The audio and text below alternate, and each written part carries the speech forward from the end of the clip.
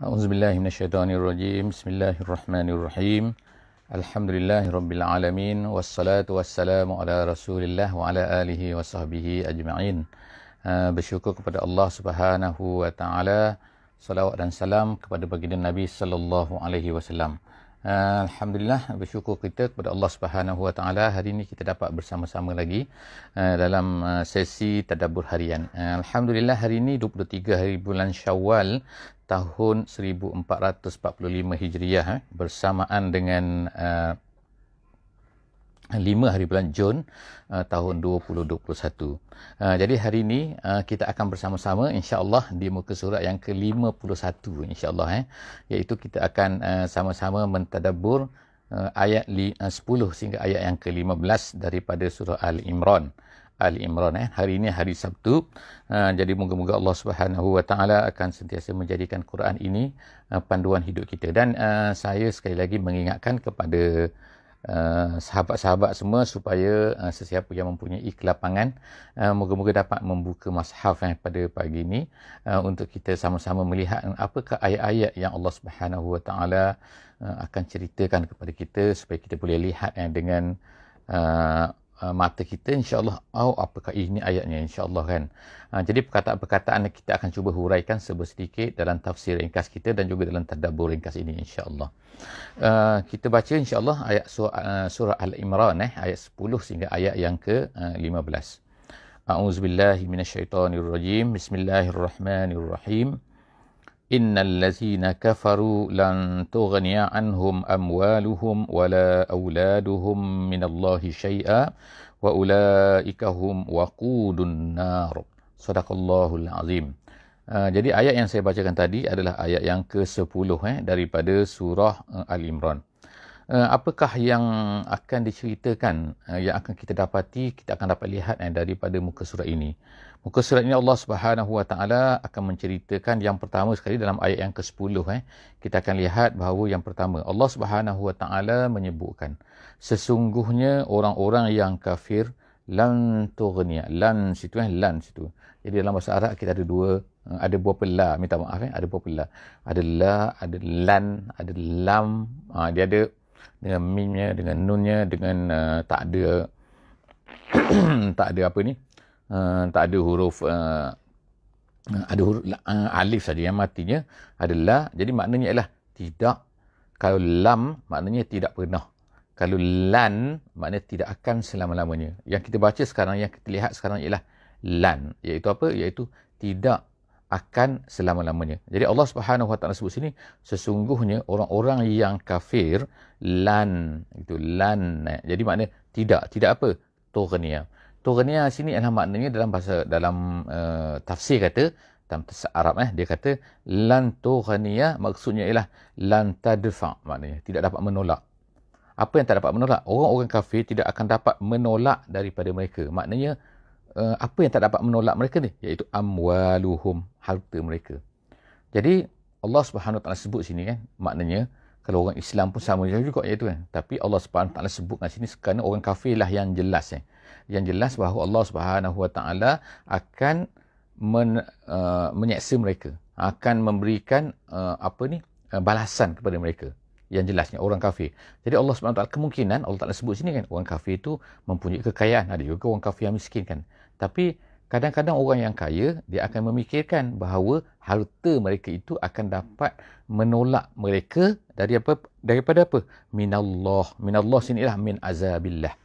Bukan daripada Allah tu daripada Allah, tapi daripada azab Allah. Jadi dua perkara yang manusia sentiasa fikir yang akan dapat membantu mereka untuk menyelamatkan mereka daripada azab Allah ni. Apa? Yang pertama sekali amwal. Yang kedua auladuhum. Allah Taala kata iaitu anak-anak mereka. Jadi anak-anak sini boleh luas makna dia. Anak-anak ni mungkin adalah ertinya adalah iaitu penyokong-penyokong mereka. Mungkin juga maknanya adalah apa? Iaitu orang-orang yang pembantu-pembantu mereka. Jadi dalam dunia ni kita tengok kalau zaman orang Arab dululah, kalau aulad ni anak-anak ni ertinya apa? Anak-anak mereka yang akan mendefendkan mereka. Kalau orang ramai anak tu, anak lelaki lah khususnya maka anak lelaki itulah yang akan, bila ramai, dia kata, ramai anak dia, ramai saudara mara dia, ramai cucu-cucu dia, maka dia akan mendefend Jadi itu tabiat manusia kan, bentuk manusia kan. Itu zaman dulu. Kalau zaman sekarang ni penyokong-penyokong. Oh, ramai penyokong-penyokong dia. Jadi manusia ni akan fikir apa? Kalau ramai banyak harta dan kemudian kalau ramai penyokong-penyokong dia, pembantu-pembantu dia, jadi dia akan rasa bahawa dia ni selamat. Jadi Allah Ta'ala sebutkan semua. Semua tu langsung. Tengoklah kita tengok kan. Kalau mati pun tak ke mana.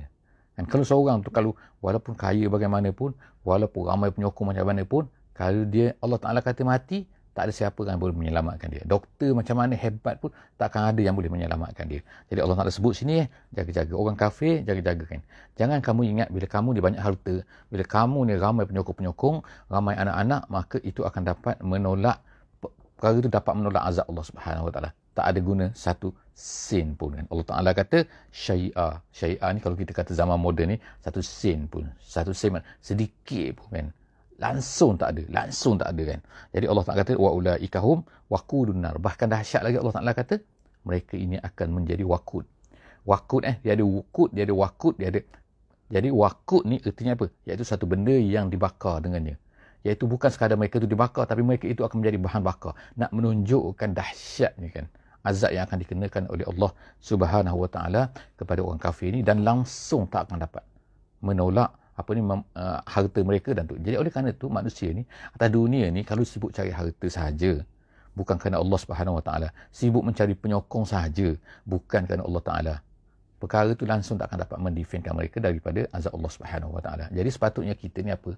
Kena cari pahala untuk menjadikan kita ni dapat mendefendkan daripada azab Allah Subhanahu Wa Ta'ala. Banyak pahala boleh selamat. Tak ada pahala walaupun ramai penyokong, banyak harta, langsung tak selamat. Allah Subhanahu Wa Ta'ala kata kadak bi ali fir'aun. Allah Ta'ala buat contoh sini. Kadak bi itu ialah seperti ka'adah. Iaitu Allah Ta'ala nak ceritakan iaitu adatuhum. Kadak bi ali iaitu ka'adati ali. Iaitu samalah seperti macam ni kan. Perkara macam ni Allah Ta'ala sebut sebagai contohnya iaitu apa? Seperti keluarga Firaun. Keluarga Firaun makna Firaun dan juga geng-geng dia lah kan. Pendokong-pendokong dia, penolong-penolong dia, orang-orang yang bersama dengan dia. Bukan makna keluarga tu makna semua sekali, tak. Ada Asiyah kan, kita tahu kan bahawa Asiyah tu dia tu isteri Firaun, tapi dia tu adalah yang bersama dengan Islam. Tapi makna sini orang penyokong-penyokong dia. Jadi Allah Ta'ala sebut ali Firaun. Itu kadak bi ali Firaun, keluarga Firaun, iaitu orang yang bersama dengan dia, bersama dengan Firaun, penyokong-penyokong dia, wallazina min qablihim, dan juga orang-orang yang sebelum daripadanya. Sebelum daripada Firaun tu siapa? Iaitu seperti Ad, seperti Samud. Itu ahli tafsir kata. Nak kata apa? Bahawa mereka semua ni kan, mereka semua ni apa? Samalah.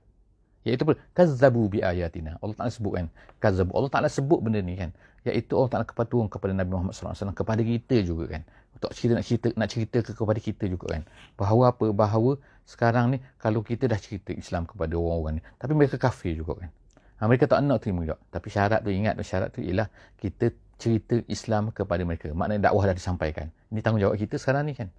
Sama ada dakwah ni disampaikan atau tidak, itulah masalahnya kan. Jadi kalaulah mereka ni mendustai orang kafir pada hari ini kan, kalaulah mereka mendustai selepas daripada kita dah beritahu bi ayatina fa akhazahumullahu bi zunubihim. Allah Ta'ala kata Allah akan ambil mereka ni dengan dosa-dosa mereka. Dengan kejahatan-kejahatan mereka. Ambil tu apa? Ambil tu akan menyeksa mereka, akan menjatuhkan azab kepada mereka, menjatuhkan balasan kepada mereka tu kan. Jadi dengan apa? Dengan sebab dosa mereka tu. Allah Ta'ala sebut sini perkataan dosa sebab apa? Nak kaitkan bahawa bukan Allah Ta'ala nak balas mereka sahaja suka-suka kan. Nak membalas mereka ni kan. Tak. Tetapi kerana dosa-dosa yang telah mereka lakukan. Dosa yang paling besar tu apa? Kazzabu bi ayatina. Mereka mendustai. Orang dah cerita, dah tak dengar juga. Kemudian Allah kata, wallahu syadidul iqab. Allah Ta'ala ni sangat-sangat bersangatan balasannya. Iqab dia kan. Balasan daripadanya sangat-sangat dahsyat. Kemudian, kullil lazina kafaru satughlabuna wa tuhsyaruna ila jahannam wa bi'sal mihad.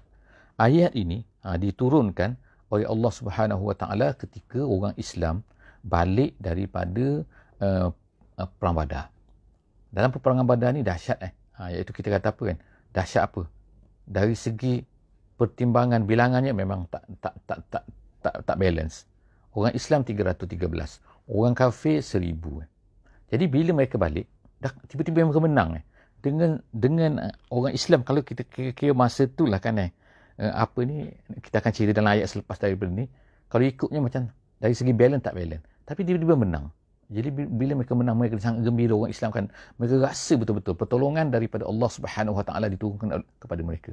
Jadi mereka balik ke Madinah. Badan ni jauh sikit daripada Madinah kan. Mereka balik ke Madinah dengan gembiranya. Orang Madinah pada masa tu tak tahu lagi lah mula-mula kan. Tapi bila dah Nabi SAW hantar utusan lah, beritahu kan. Itu biasalah adat biasa pada masa tu. Kalau dah menang, dah apa-apa berita, maka dia akan hantar seorang yang akan berkuda, yang akan memberitahu. Jadi orang-orang Madinah ni kan akan seronok lah kan, nak menyambut kedatangan lah kan. Jadi mereka pun sampai ke Madinah. Bila sampai ke Madinah, jadi Nabi SAW pun beritahulah kepada orang Yahudi dan mengajak mereka kepada Islam. Macam biasalah kan maknanya kan. Kita tengok kan maknanya tahun kedua. Maksud setiap kali apa-apa saja Nabi SAW akan mengajak orang Yahudi ni kepada Islam. Datanglah kepada Islam, kembali kepada sekarang apa yang berlaku kan dan sebagainya. Kami dah menang semua. Apa kata orang Yahudi? Bila dah menang di Badar ni, mereka kata, dia kata, Muhammad ini dia berperang lawan dengan orang Quraisy. Boleh lah. Orang Quraisy tu bukannya pandai berperang. Dia guna, ada istilah dia kan. Istilah khusus dia kata, betul-betul lemah tu, geng-geng lemah semua tu kawan-kawan. Itu orang Yahudi kata. Jadi apabila berlaku peristiwa ni, maka Allah Subhanahu Wa Taala menurunkan ayat ni. Allah Subhanahu Wa Taala kata apa? Kul lillazina kafaru, katakan kepada orang yang kafir ni, satughlabuna, kamu akan dikalahkan. Tengok kan Allah Ta'ala dah beri amaran kan, pertolongan Allah Subhanahu Wa Taala kepada orang kafir ni. Satughlabuna, kamu akan dikalahkan.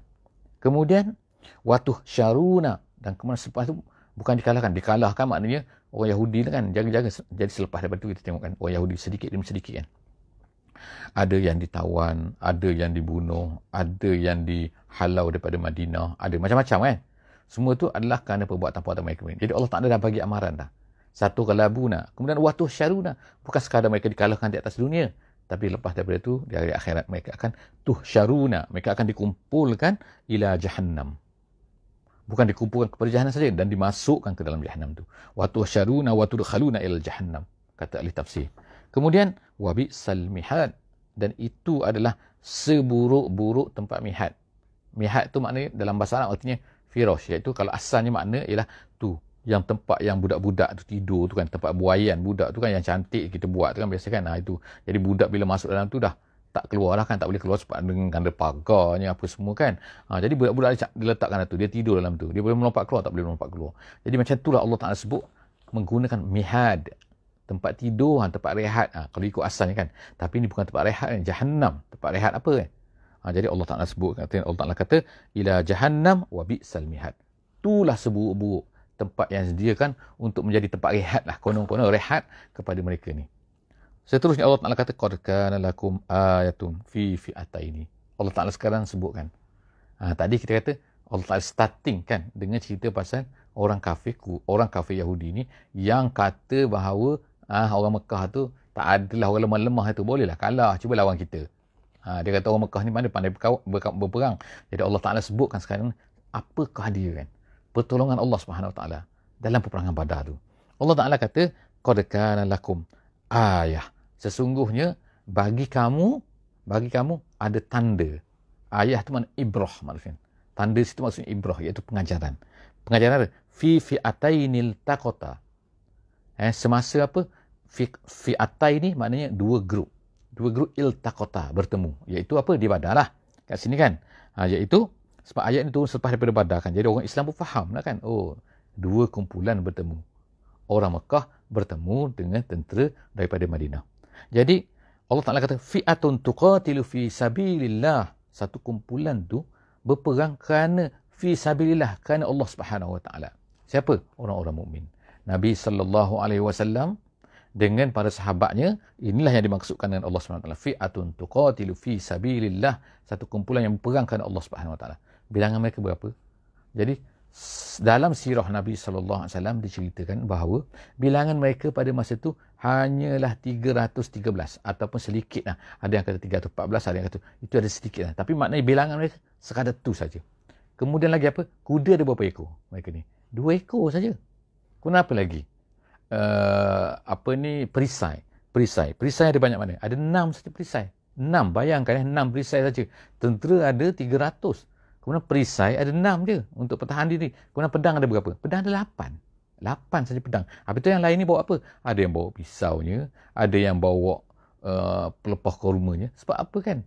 Kita bayangkan mereka ni asalnya pergi ke Badar ni bukan mereka nak lawan dengan tentera 1000 tu. Asalnya hanyalah untuk pergi mengambil harta mereka yang telah dirampas oleh Abu Sufyan yang sedang bawa balik daripada Syam, yang mempunyai pada masa itu katakan 1000 ekor unta dan juga yang penjaganya hanyalah 50 orang.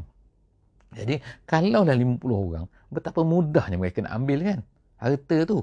Nak mengambil balik itu harta mereka kan, bukan harta ni.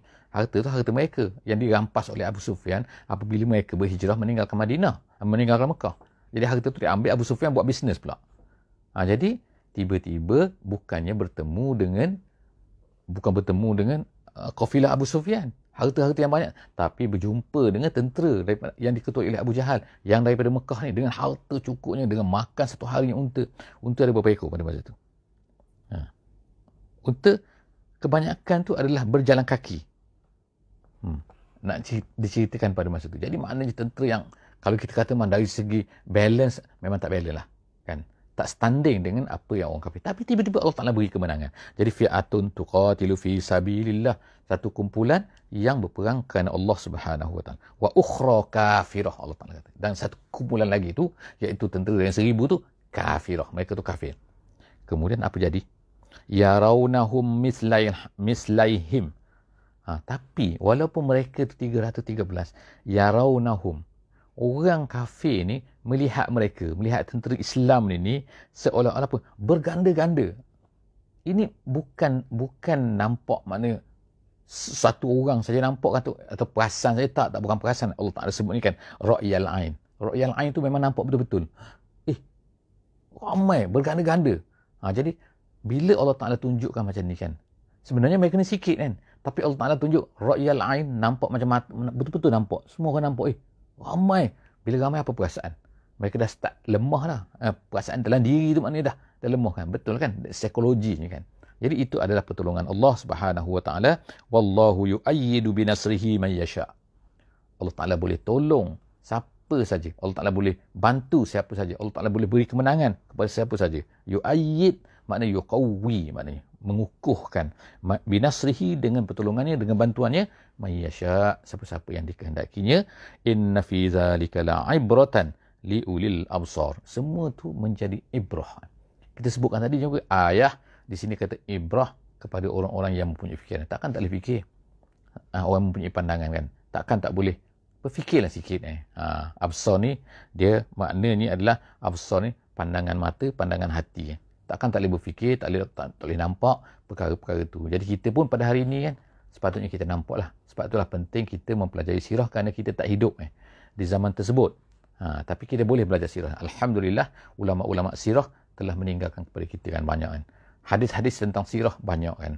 Jadi alangkah ruginya kalau kita tak belajar sirah. Jadi belajarlah sirah Nabi SAW kerana dia sangat-sangat untuk membantu kita, boleh membantu kita bagaimana kita ni dapat memahami Al-Quran. Sebagai contohnya ialah cerita yang kita cerita sekarang ni kan. Fi'atun tuqatilu fi sabilillah wa ukhra kafirah. Kemudian seterusnya ayat yang ke-14, zuyyina linnas. Allah Ta'ala sebut sekarang ni cerita tentang cabaran untuk manusia, perhiasan untuk manusia. Apa yang Allah Ta'ala telah jadikan dalam hidup manusia ni ada macam-macam ujian. Allah Ta'ala sebut sini zuyyina linnas, dihiaskan untuk manusia. Hubbus syahwat. Dan seterusnya apakah perkara-perkara yang menjadi hiasan. Hiasan siapa yang menghiasnya? Ada dua pendapat ulama sini. Pendapat yang pertama sekali ialah Allah lah. Iaitu Allah menghiaskan kepada manusia, iaitu hubbus syahwat, sukakan kepada asyahwat. Syahwat di sini bukan makna syahwat dalam bahasa Melayu itu kan syahwat-syahwat. Tapi syahwat ni ialah semua benda yang ma tashtahihu an-nafsu wa tad'u ilaih. Itu dalam bahasa Arab maksudnya. Iaitu satu benda yang disukai oleh manusia dan manusia teringin nak kepada benda tu. Apa-apa sajalah. Harta ke, kadang-kadang pangkat ke, kadang-kadang ni perut kenyang ke, kan makanan ke, kadang-kadang apa lagi, apa-apa saja kan. Perhias, semua benda yang itu dipanggil syahwat. Satu benda yang dicintai oleh manusia, diinginkan oleh manusia. Jadi Allah Subhanahu Wa Taala sebutkan perkara-perkara itu dicintai oleh manusia. Kenapa manusia ni rasa cinta, nak kepada perkara-perkara itu? Adalah zuyyina. Allah Ta'ala dah zuyyin. Tapi kenapa Allah Ta'ala hiaskan, jadikan benda tu sebagai manusia teringin kepada perkara-perkara tu? Itu dia kata kerana adalah ujian. Ibtilaan daripada Allah Subhanahu Wa Taala, ujian daripada Allah Subhanahu Wa Taala. Allah Taala nak uji kita. Kalau tak ada perkara-perkara tu, nescaya manusia ni akan selamatlah semua kan. Tapi Allah Taala ada satu lagi pendapat dalam ahli tafsir, dia kata zuyyina, siapa pun yang zayyana, yang menghiaskan ni, ialah syaitan kata. Jadi Allah Taala telah menjadikan syaitan dapat menghiaskan kepada manusia. Jadi nampak macam cantik, nampak macam lawa. Jadi manusia pun teringin kepada benda-benda tu. Semua tu adalah merupakan hiasan yang dihiaskan oleh syaitan kepada manusia. Jadi dua situ kan. Tapi yang popularnya ialah Allah Ta'ala menjadikan ia sebagai pihak untuk menguji manusia. Zuyyina linnas hubbus syahwat. Disukakan kepada syahwat. Yang kita sebut tadi, makna syahwat ialah bukan makna bahasa Melayu tu. Kemudian minan nisa'i. Yang pertama sekali ialah dari segi jantina. Allah Ta'ala sebut sini perempuan. Maksudnya untuk lelaki lah kan. Perempuan. Jadi kalau perempuan pula lelaki. Itu maknanya jantina. Ada lelaki, ada perempuan. Ada sebab dia. Tapi kita tengok kan bahawa manusia ni kan, dia akan teringin. Tak kira. Bukan mesti maknanya hubungan saja. Kadang-kadang dia suka. Kalau perempuan dia suka. Kalau perempuan dia suka lelaki. Kan? Dia tak suka sama jantina. Kalau ada juga yang suka sama jantina. Itu pelik sikit lah kan. Itu kata-kata tak normal kan. Tapi maknanya sini lah, ada perasaan suka kepada perempuan, ada suka kepada lelaki tu. Dari segi jantinanya. Itu nombor satu kan. Nombor satu. Allah Ta'ala kata hubbus syahwat minan nisa. Kemudian wal banin. Anak-anak. Anak-anak ni maknanya ialah dapat anaknya, cucu. Suka kan. Suka, kita dah suka ramai. Suka anak-anak ramai. Suka penyokong ramai yang kita sebut tadi kan. Wal banina. Kemudian wal qanatiril muqantarah. Al-qanatir itu al-amwalul kathirah. Penafsirannya. Al-amwal itu harta yang banyak. Al-amwal kathirah. Dan disuka pula yang ketiga. Yang pertama ialah dari segi jantina. Yang kedua ialah dari segi keturunan-keturunan kan. Orang-orang yang menyokong dia kan. Dan yang ketiganya ialah harta-harta. Al-muqantarah. Al-muqantarah al-mujamma'ah. Iaitu yang banyak, yang dihimpunkan. Dia suka harta yang banyak kan. Kalau ikut maknanya ni kontarah tu, kalau ikutnya ialah jambatan kan. Tapi maknanya himpunan. Himpunan harta. Himpunan harta yang banyak, qanatiril muqantarah, harta-harta banyak yang dikumpulkan. Dan kemudian minaz zahabi. Apa dia? Zahab wal fiddah. Emas dan juga perak. Jadi manusia suka kan. Kita sekarang bukan emas dan perak lah kan. Tapi sama lah kan. Iaitu apa? Duit-duit. Ada berapa juta? 10 juta. Ada berapa juta? 50 juta. Ada berapa? 1 bilion. Ada berapa? 100 bilion. Tengok kan manusia. Adakah manusia ni boleh manfaat daripada bilion-bilion harta itu? Tak pun. Tapi dia suka. Dia suka rumah besar, dia suka ni besar, dia suka banyak kumpulan dia besar, dia suka macam-macam lah kenderaan dia banyak. Kemudian semua tu suka. Itu perasaan. Tak salah bukan kita kata salah sini kan tak. Dari segi asalnya ialah tak salah kan. Tapi manusia suka, Allah Ta'ala nak ceritakan dia. Nak suka cerita kan. Kemudian Allah Ta'ala kata apa? Daripada emas dan juga daripada, ada lagi Allah Ta'ala bilang lagi wal khayli, kuda-kuda. Kuda-kuda pula, kuda macam mana? Bukan kuda-kuda biasa kan. Tapi Allah Ta'ala sebut ni wal khaylil musawwamah. Al-musawwamah tu ialah asalnya ialah iaitu kuda-kuda yang bertanda. Bertanda bertanda macam mana? Kalau kuda-kuda biasa kosong tu tak cantik. Itu kenapa Allah Ta'ala sebut tu? Iaitu maknanya yang ada perhiasan, yang smart, yang lain daripada yang lain. Gitulah itu musawwamah kuda-kuda. Jadi kuda-kuda ni apa? Kenderaan lah maksudnya zaman moden ni. Jadi kenderaan. Kenderaan macam mana? Kenderaan yang special, yang orang lain tak ada. Musawwamah kan. Dia seorang ada ataupun beberapa orang saja ada di negara ni, ataupun mahal-mahal dan sebagainya lah.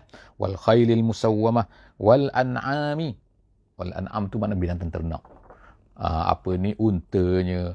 Kemudian ini zaman dulu zaman dulu maknanya itulah kan. Tahu zaman sekarang ni, tak tahu kita katakan harta-harta kan dalam bentuk harta apa kan.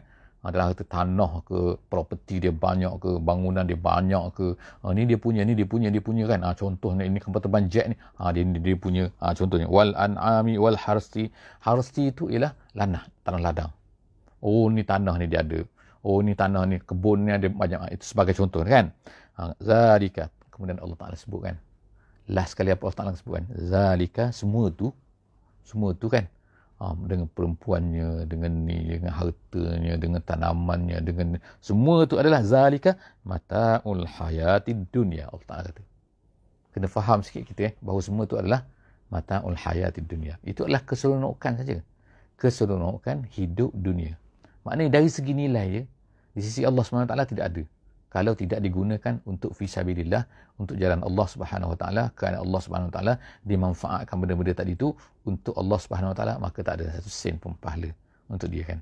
Kenapa? Itu seronok kan. Seronok tu maksud mata' situ ialah mata' tu apa? Kullu ma yatamatta'u bihi summa yufni. Satu benda yang mana kita dapat seronok, kemudian lepas tu hilang benda tu kan. Benda tu tak ada nilai lagi kan. Itu maksud mata'. Yang mana manusia tu berseronok saja. Jadi mata'ul hayatid dunia, untuk kehidupan dunia saja. Di akhirat langsung tak ada apa. Wallahu indahu husnul ma'ad. Allah Ta'ala kata, sedangkan bagi Allah Subhanahu Wa Ta'ala ni husnul ma'ab, husnul marja', iaitu tempat kembali yang lebih baik, yang baik. Jadi artinya apa Allah Ta'ala sebut tu kan, yang dunia ni tak salah, tapi ingat kena ingat kan, di sana ada tempat yang terbaik yang disediakan oleh Allah Subhanahu Wa Taala. Lebih daripada itu tadi, ya lebih daripada itu lagi. Tapi adakah kita akan dapat yang lebih tu? Kalau kita gunakan apa yang ada pada kita ni, harta kitanya, anak-anak kitanya, isteri-isteri kitanya, dan lagi apa lagi, harta-harta kitanya, tanah-tanah kitanya, kenderaan kitanya, harta-harta an'am wal haras tadi tu, semua tu kalau untuk Allah Subhanahu Wa Taala, untuk mendapat pahala, mencari pahala dengannya, maka kita akan dapat. Kalau tak, dia akan jadi hanya mata'ul hayatid dunia. Kita seronok hidup atas dunia lagi. Dan kemungkinan, maka Allah Ta'ala akan banyak tanya kita. Kan? Kenapa kan? Kerana bila orang banyak harta, dia akan banyak ditanya oleh Allah Subhanahu Wa Ta'ala. Seterusnya, insya-Allah, ayat yang terakhir, ayat yang ke-15 dalam surah Ali Imran kita pada pagi ini, ialah Allah Subhanahu Wa Ta'ala kata, Kul a'unabbi'ukum bi khairin min dhalikum. Nak tak aku ceritakan satu benda yang lebih baik daripada itu semua, daripada benda yang atas tadi itu? Nak tak? Nak sini, tanya sini ialah bukan makna a'unabbi'ukum tu nak tanya, nak beritahu. Tak, bukan nak tahu.